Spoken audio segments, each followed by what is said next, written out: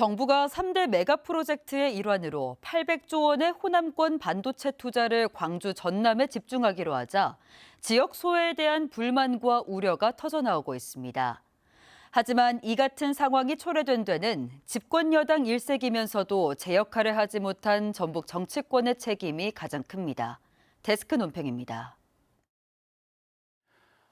3대 메가 프로젝트와 관련해 나오는 숫자들이 매우 낯설 것이다. 청와대 발표에 앞서 지난주 김용범 청와대 정책실장이 했던 말입니다. 정말 그랬습니다. 광주 전남의 반도체 투자 금액만 800조 원, 이재명 정부 출범 이후 확정된 전체 투자 규모만 900조 원에 육박합니다. 혹시나 하고 기대하던 전북은 상상조차 하지 못한 천문학적 투자가 우리만 비껴갔다며 들끓고 있습니다. 하지만 지난 과정을 돌아보면 광주 전남은 우리와 달랐습니다.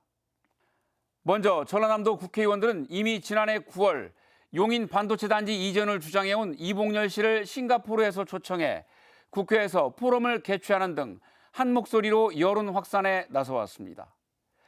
국회 세미나에서는 최태원 SK 회장에게 광주 전남 투자 의사를 직접 묻기도 했지요.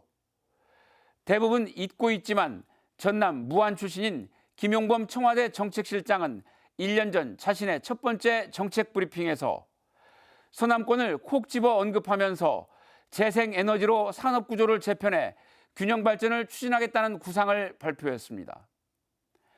돌아보면 전남 정치권은 이렇게 일사불란하게 단계를 밟아온 겁니다. 재생에너지에 대한 정책적 일관성과 지원도 훨씬 앞서 있습니다. 전라남도는 지난 10여 년간 도지사가 바뀌어도 해상풍력과 태양광을 지속적으로 구축해왔고 오는 2030년까지 21기가와트의 재생에너지를 추진하고 있습니다. 새만금 계획량인 7기가와트의 무려 3배 규모입니다. 지난해에는 전남 전체가 에너지 분산 특구로 지정돼 지역 특성에 맞게 전기요금도 차등화할 수 있게 되었습니다. 천문학적인 반도체 투자 유치의 결정적 계기는 광주 전남의 통합입니다. 광주 전남 정치권은 초스피드로 통합을 추진하면서 파격적인 지원을 요청했고 정부는 20조 원의 재정 지원과 전국 최대 산업단지 조성 등을 약속했습니다. 이번 조치는 당시 약속이 하나하나 이행되는 과정인 셈입니다. 그들 스스로 균형 발전에 대한 이재명 대통령의 확고한 신념을 잘 이해하고 정치적으로 또 정책적으로 가장 확실한 명분을 착실하게 쌓아온 겁니다.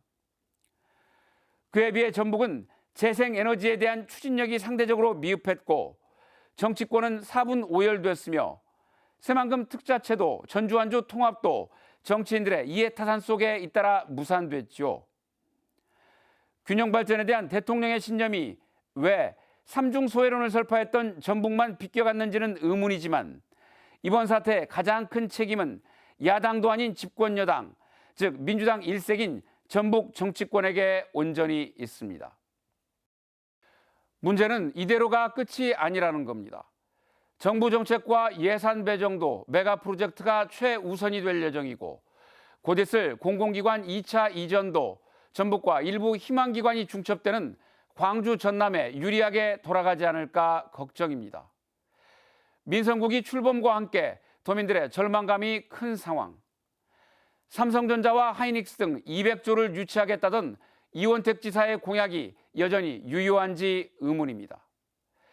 민주당 도지사를 뽑아야 당정청이 하나가 돼 전북을 지원할 거라던 또 지역이 발전할 수 있다던 선거 때 그의 구호를 그의 말을 아직은 믿고 싶습니다.